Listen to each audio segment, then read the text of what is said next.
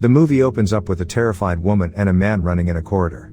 They are running away from something or someone. They reach the end of the corridor and they bang on the door, shouting for somebody else to open up the door. Welcome to Review Recapped. Please help us grow by subscribing and turning on the notifications. It means us a lot. Spoilers ahead. Enjoy. In a grim future world, when people have to live underground because on our planet a new ice age has begun, the scarce survivors try to keep civilization while waiting for a better future. Briggs is the leader of one of these underground places, called colonies. Colony 7 has its own problems. The lack of food and medicine makes something as mild nowadays as the flu really dangerous, which can lead to a disaster of epidemic proportions. Briggs tries to keep civilization in Colony 7. He has organized a system of 40-day quarantine, to give people the opportunity to get over the flu. After a flu epidemic has killed 20 people within the colony, he has devised a system in which people who are sick after the quarantine period is given a choice. They may be killed, or they may try to live outside, on their own and try to survive by their own means. Not everybody agrees with this system, though. Mason kills Hal, a man who couldn't get over the flu completely in fear that he would eventually return to the colony, as there is no way for a single human to survive for long in the frozen prairie which our planet has become. Sam has told Mason to let Hal go, as he has chosen to leave. Hal says that it's not a choice, it's survival, and one less person will mean more food for the rest. Sam explains that people from the cities which reached one of the colonies considered themselves lucky to reach one of the colonies. At the beginning, they had to make do with crammed conditions, but then, people's life expectancy started to dwindle, and now, they are not crammed at all. At Colony 7, attempts to keep seeds for when the ice age finishes have been done. Sam tells Briggs that Mason killed Hal. Briggs doesn't like that. An SOS from Colony 5 is pulsing 2 days after the colonizers had said that they were disconnecting the radio for some repairs. All the inhabitants of the colony are called in for a meeting. Briggs tells Mason off, but he makes his disgust clear. Kai is Sam's girlfriend. She keeps seeds locked. She has her laptop connected to an old satellite. When Sam tells her that Hal has died, she is more accepting. In the meeting, people are on the verge of freezing. 2 people are trying to disguise the fact that they are suffering from the flu.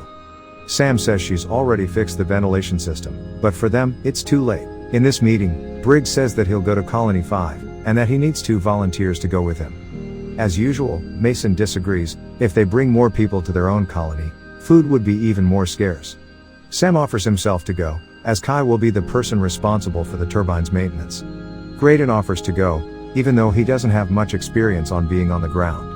When Elena coughs, the meeting is called off sooner, as everybody panics. She and her husband are put in quarantine.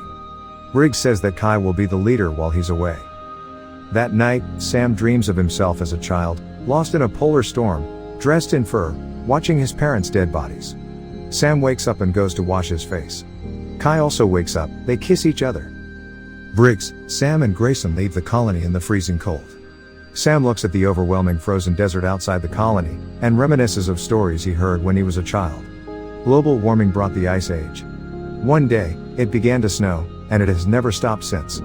Humans tried to change the weather back with some tall structures. They have to pass the remains of one, but they didn't really work. Later, they have to cross a frozen bridge, full of holes. The river below looks half-iced, but it is not considered safe to cross it on foot. In the middle of the bridge, they find a frozen truck. The dead body of a man lies outside, with a gun by his side. Inside lies the dead body of a woman which was shot in the forehead, probably killed by the man outside in desperation when their truck got stuck and they couldn't cross the damaged bridge on it. The 3 of them also find an emergency helicopter which was used to evacuate people. Inside, they find a caption written on the frozen mist on a window: "Hell has frozen over." They use walkie-talkies to communicate with their colony. They are told that the couple is still sick with the flu. Briggs tells them to wait until he comes back. They will sleep inside the helicopter and then move on to Colony 7, which they will reach by midday the following day. Grayson looks at 2 models in bikinis, Nadia and Crystal. Sam and Briggs can see he's enjoying the experience a lot. Sam says he can't remember when he saw the sun for the last time. When they finally arrive to Colony 5, they see a blood trail outside. Briggs says that they have come to help, so that they should enter anyway, in spite of Graydon's concerns. They smell of smoke, through a light to see how deep the chimney goes, and they go down by the hand ladder. Graydon would have rather wait outside, but Sam tells him to come down with them. Inside, there are pools of blood everywhere. The 3 men move around quietly. They find a terrified sleeping man who insists in having the door closed. Leland shows them a message they found. A colony has succeeded in making one of the weather towers, melting the ice, dispersing the clouds, and even bringing in fertile soil. Briggs writes the localization of the spot, which is the only unclear part of the message. The Who Speaks is sending out a message, as they haven't got seeds to plant on that soil, so they ask for some other colonies' collaboration. Colony 7 sent out some people to that place, which lies outside of Briggs' map, but nobody has returned. Briggs wants to take Leland back with him, but he doesn't want to go. He says that there's somebody else in the colony. Some weird noises are heard. Leland pushes the three of them out, and he locks himself in his communications room again. The three travelers wander around the compound in search of the origin of the pounding. They see a man butchering human remains, and some deformed people. They look like the product of miscegenation, feasting on other human beings. The butcher realizes they are there and tries to attack them with their butcher's knife. Briggs and Sam shoot some people while running away. They use a hand bomb to give themselves more time to run. Graydon is attacked by several cannibals. Although Briggs and Sam help him, Graydon dies, and his two friends have to leave his body behind. The cannibals run after the two survivors. Briggs and leader of the cannibals look at each other, measuring their own strengths. Briggs blows out the entrance of the place, saying that the inhabitants of Colony 7 are beyond their help. They have to rest in the helicopter in spite of the danger, because temperatures are descending dangerously. They are sad for Graydon. The cannibals chase them. Briggs and Sam have to hump a huge hole. Briggs uses dynamite to blow up the bridge, delaying them for a while. Briggs has to set fire to the dynamite again. Finally, the dynamite goes off, creating a huge gap in the bridge but killing Briggs at the same time. The leader stares menacingly at Sam, who runs away to his colony. Later it's shown that Sam arrives at Colony 7. Mason kills Elena instead of doing the flu test to her. Kai aims her gun at Mason, but at that moment, Sam arrives. Kai runs to him. Sam faints and Mason uses his shotgun to knock Kai down. When Sam wakes up, he is put in the infirmary and is handcuffed by Mason. Mason nominates himself as the leader, saying that he will reduce food rations by half. Mason doesn't believe Sam when he tells about the cannibals. A boy steals the keys to the cuffs, a boy which Briggs had kindly reprimanded before. Sam frees Kai. Mason learns that Sam has escaped. Sam and Kai look for the location of the ice-free area, though Kai's connection to that old satellite. They find a spot of a 12-kilometer gap of blue cloudless sky. Sam takes some random seeds and throws them into his handbag. Mason won't let him and Kai go. He doesn't believe Sam's words yet.